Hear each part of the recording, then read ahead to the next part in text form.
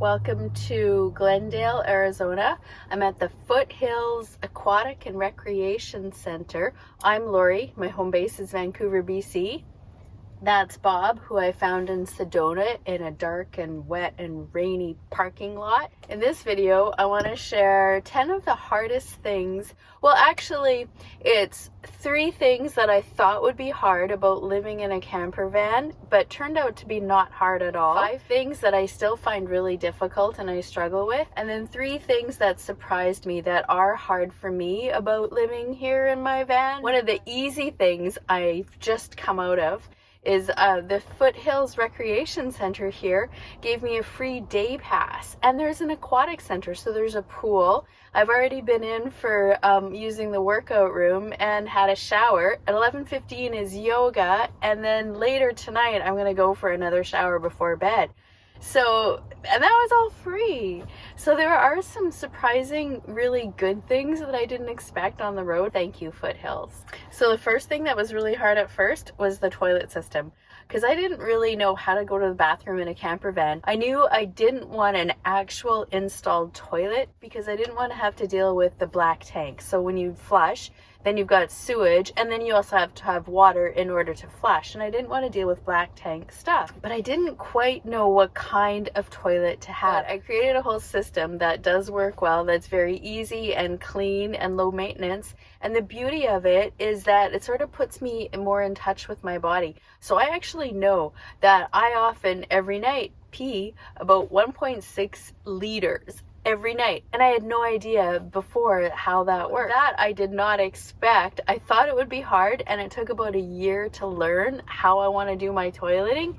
But now that I've learned it and become more comfortable with my body and more in tune with the way my body works, it's actually quite easy. The second thing that was hard at first is now super duper easy. And it actually was easy at first. This is the stealth camping, because what I really like to do is sleep in cities, not downtown cities and not big cities, but I like to sleep in communities, maybe in a library parking lot or a community center parking lot, someplace where I can go for a walk at 5 in the morning and still feel safe. When I've camped out in campgrounds or BLM land in the middle of the desert, nowhere, kind of hard to walk around unless you have a flashlight, and even then it's rocky. So I love stealth camping in small communities. I don't put out awnings and I don't barbecue outside. I really am totally self-contained. I just like my own little space in here. I thought that would be really easy at first. So when I got this van, Ruby, on Vancouver Island, I would go to a neighborhood and stop in front of someone's house and just pop the top, because this van you push up and you can sleep upstairs, and I would just go to sleep. And I didn't realize that that's kind of a no-no. I did one night in Parksville in Vancouver Island in BC. I popped it up and I crawled upstairs and I started to go to sleep, and it's still daylight because it's summertime, and I hear, and she's popping her top too.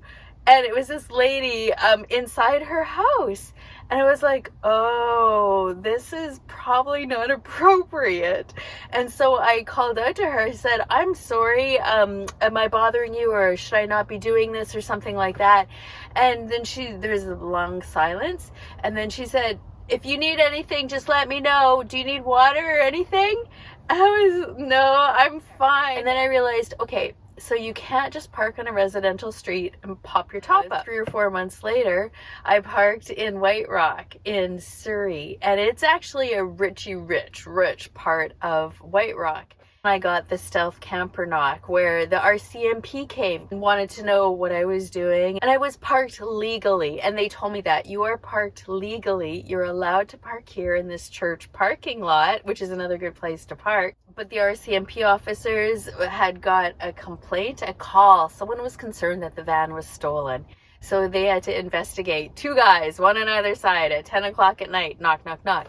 And then I realized, okay, This is not going to be as easy as I thought. This stealth camping, I have to be a little stealthier than just sleeping in the middle of someone's neighborhood in front of their house and popping the top up. So that got hard for a while because I was scared. Like, I was like, I don't know, what do I do?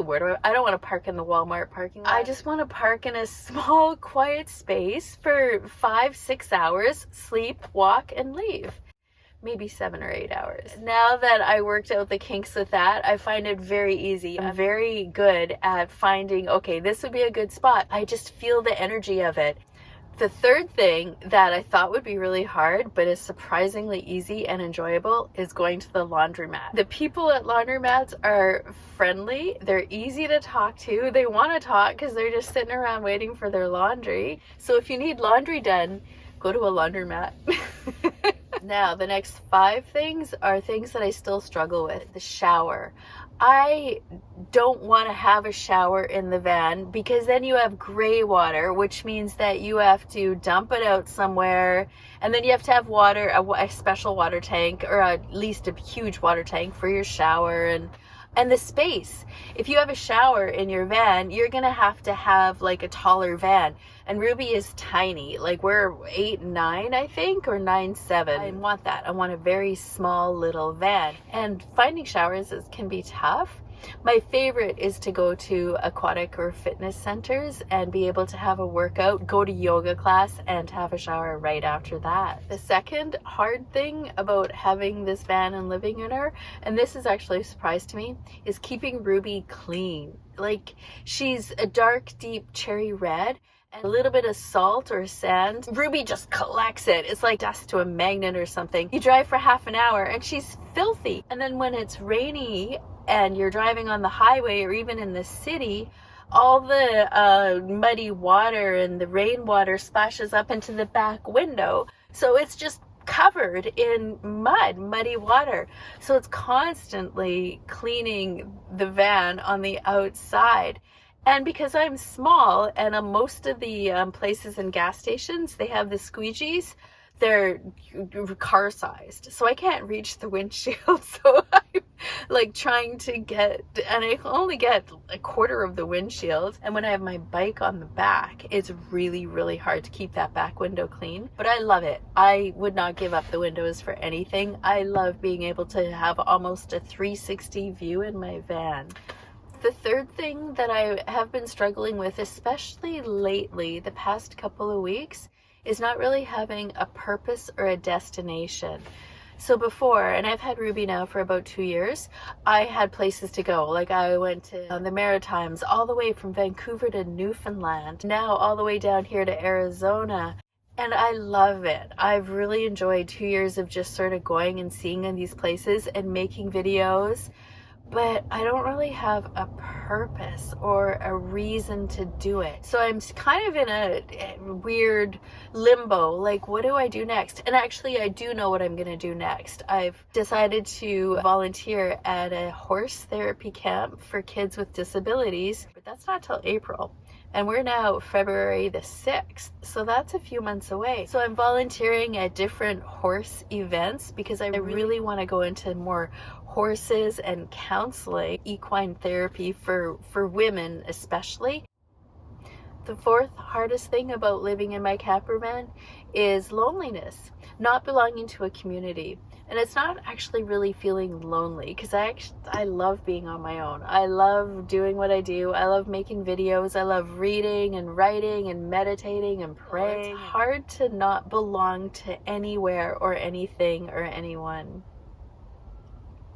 And the fifth hardest thing is really not that hard, is not having a freezer. My fridge does have a small freezer compartment, but I've taken out the freezer door and I use the whole thing as a fridge. Of all the hard things about living in a camper van, that's kind of minimal. That's why it came last. And the 3 things that surprised me that I didn't expect that would be really hard about living in a camper van is, one is the number of vehicle dwellers and people who live in camper vans, and not because they have a choice like I do, but they really have nowhere else to live, and so they live in their cars, which I feel like would be so hard. And breaks my heart to see people who live in a tiny little car. And then the second thing that's related to that is some of them have cats and dogs in their cars. Like one woman in my quartzite video, she lives with her pig and her dog in her van. She said that she's struggling. It's hard to live with a big pig in a camper van, and she has nowhere else to go. And, you know, like she doesn't have a farm or a ranch or anywhere to take her pig and her dog. So that is hard for me to see animals and people in vehicles. And the last thing that surprised me that was really hard is I feel so like kind of embarrassed, bashful, sort of embarrassed that I feel so rich, because this is a nice van, and this is a choice that I've made that I'm not making out of necessity or need. I have resources. I'm able to go to the store. I could go to the rec center if I had to. I could pay $15 for a shower. And not everybody is in this position. So I am actually surprised at how kind of bad and compassionate I feel for people who really are on the street and who have no choice, and how grateful I am that I can do whatever I want and go whatever I want, and I have all the freedom in the world. So yeah, that's surprisingly hard for me. Right. So, wherever you are, wherever you live, and whatever you're doing, take extra super good care of yourself and your little pets and your pigs and your horses and your dogs and your loved ones, your kids and your spouses, because they and you are all worth taking really good care of. Mwah. There's the Foothills Recreation Center. Huge parking lot, huh? Look at that. That's my soup heating up on the dashboard. That's my thermos of partly full of almond milk for my coffee later. That's heating up as well. There we go. See you on the flip side, everybody.